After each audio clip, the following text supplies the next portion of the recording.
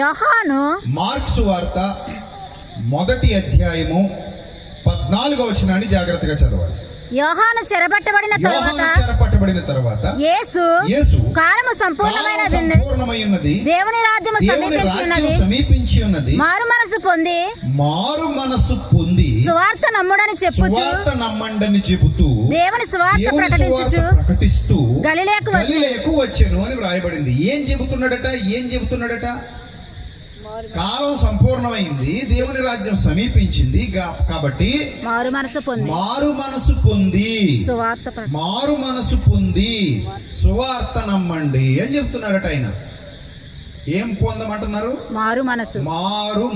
ఇంతకీ మారు మనసు అంటే ఏంటి? మారు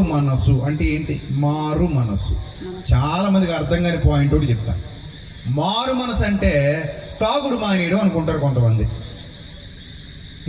అందుకే సాక్ష్యాలు కూడా ఏం చెప్తారంటే, నేను ఇది వరకు తాగేవాడినండి, యేసు ప్రభుని నమ్ముకొని మారు మనసు పొందాక ఏం మానేశానంటాడు? తాగడం మానేశానంటాడు. ఇప్పుడు నేను ఒక పాయింట్ అడుగుతాను, ఒక ప్రశ్న అడుగుతాను. అన్య విశ్వాసాలకు చెందిన, ఇతర మతాలకు చెందిన వారిలో తాగుతూ మానేసిన వాళ్ళు లేరా? మీరు చెప్పండి, ఉంటారా ఉండరా? ఉంటారంటారా ఉండరంటారా? అసలు ఉండరా? ఏమండి మీరు చెప్పండి, ఉంటారా ఉండరా? ఎందుకు ఉండరండి? బోలెడంత మంది ఉన్నారు. వాళ్ళు తాగేవాళ్ళు.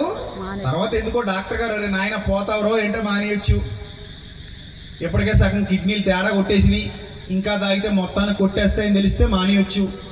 అరే నాయన లివర్ నాశనం అయిపోయేలాగా ఉంది, సగం అయిపోయింది, ఇంకా సగమే ఉంది, జాగ్రత్త మరంటే మానేయచ్చు. లేదా వాళ్ళ పిల్లల మీద ప్రేమ కలిగి, అరే నేను ఇలా తాగుతూ తిరుగుతుంటే నా పిల్లలు నాశనం అయిపోతారని చెప్పి మానేయచ్చు.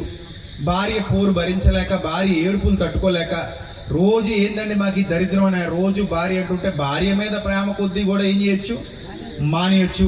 అన్యుల్లో కూడా సిగరెట్లు మానేసిన వాళ్ళు ఉన్నారు, అన్యుల్లో కూడా మందు మానేసిన వాళ్ళు ఉన్నారు, అన్యుల్లో కూడా ప్యాకెట్ మానేసిన వాళ్ళు ఉన్నారు, అన్యుల్లో కూడా వ్యభిచారం మానేసిన వాళ్ళు ఉన్నారు. అంటే ఇది మానేస్తే అదే మారు మనస్సా?